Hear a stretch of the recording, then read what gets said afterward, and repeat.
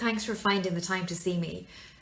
I know I'm booked in for an appointment later in the week, but I needed to speak to you before then, really, so thank you.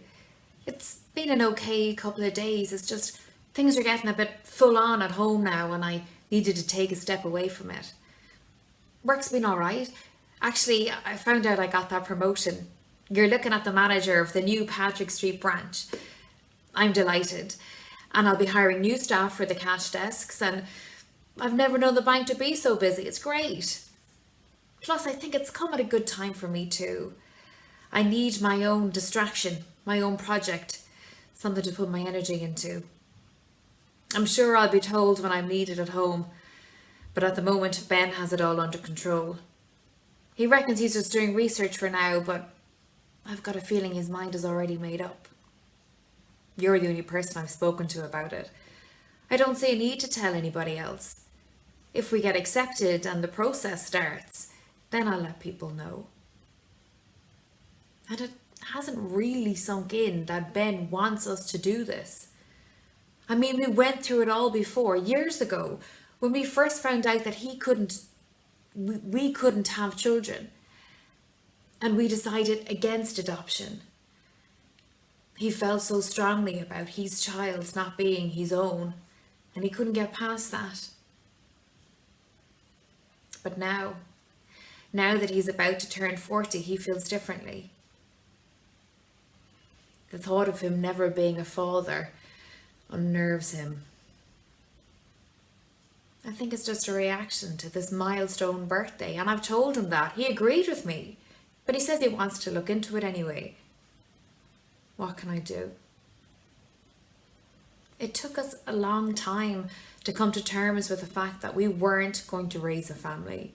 And that was really difficult because it had always been part of the plan. And I had to accept that I was never going to have a baby. And that wasn't easy. But we coped with it and moved on. We've made great lives for ourselves, I think. We bought a lovely semi-D out in Douglas and designed it just how we wanted. It's perfect.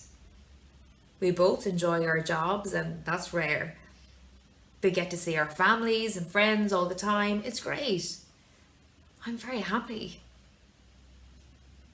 I know I spoke to you about this already last week, but it's just that since then, I've been reminiscing about when I first met Ben. I was in my last year at school and I was on the quiz team.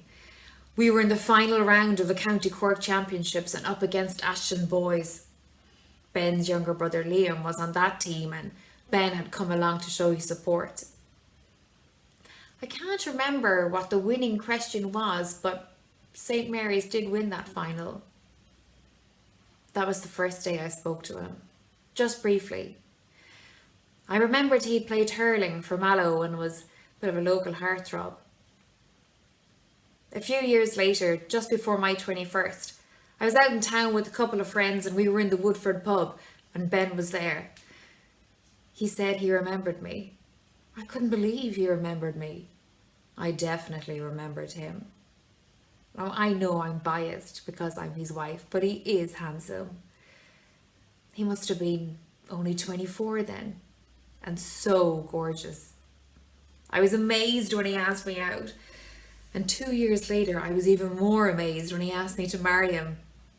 My parents were not so amazed.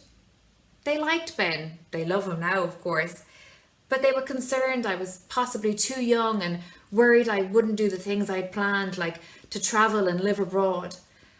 I promised them I would do all those things with Ben, and we did do them.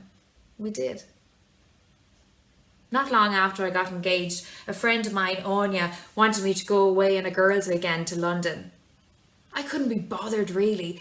I wanted to stay at home. I was so loved up with Ben and we were having a great time planning the wedding. We'd set a date for the following summer and booked a venue in Kinsale. But Anya insisted it would be great crack and she convinced me in the end, so away we went. There was 5 of us all together. Me, Anya, Kate, Claire and Laura. I'd never been to London before and totally loved it.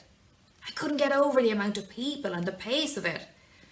My favourite part was walking over the Tower Bridge and down through South Bank. It was such fun. Myself and Anya were spoken for, but the other three wouldn't have said no to a weekend pull, so we were the designated wing women. And we didn't mind either, it was all a good laugh. We found this great pub in Covent Garden called the White Swan, and we bumped into these bunch of lads from Leeds. Their grouping was identical. 2 wingmen and 3 singles. But nothing happened, it was all just fun and pints, jokey banter. At one point in the night, Anya privately remarked she thought I was getting a bit pally with one of the lads. Alex, his name was. I was really taken aback because I didn't think I was being like that at all. I thought I was just being normal. But I took her comments on board nonetheless. We said goodbye to the lads soon after that and spent the rest of the night gallivanting through Soho. On the Sunday, my flight home was different to the others because I'd booked on so late. And I was having a drink before boarding when I saw Alex again.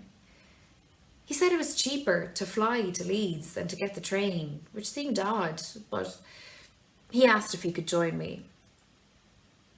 It was really nice talking to him. It was very easy talking to him.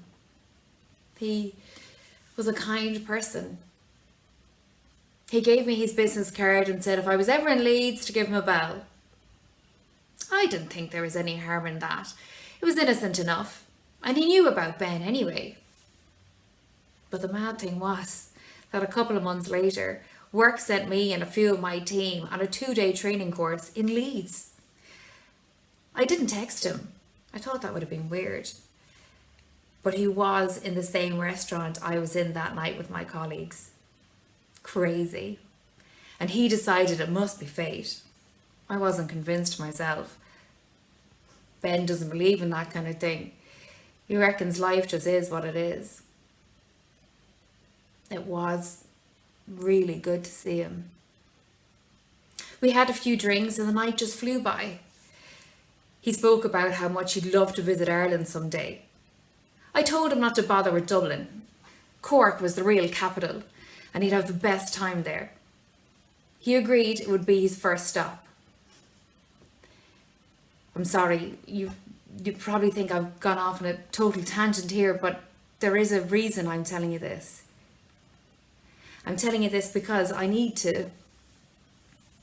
And I'm telling you because I'm hoping it's going to help me. I knew it was wrong, but I still did it. I'd never cheated on anyone before. I always thought it was such a pathetic thing to do. No excuses. If you cheated, you were a horrible person and that was it. And I don't know why I did it. It's not like I wasn't happy with Ben or that I didn't love him anymore. Maybe it was because I could get away with it. Or subconsciously I thought my parents were right. I was too young to be getting married. Or maybe it was because he was so different to Ben. I was so attracted to him. I loved his accent. Honestly, I don't know. It was a long time ago. And it was just the once. And one time was all it took. And then I was in a dire situation.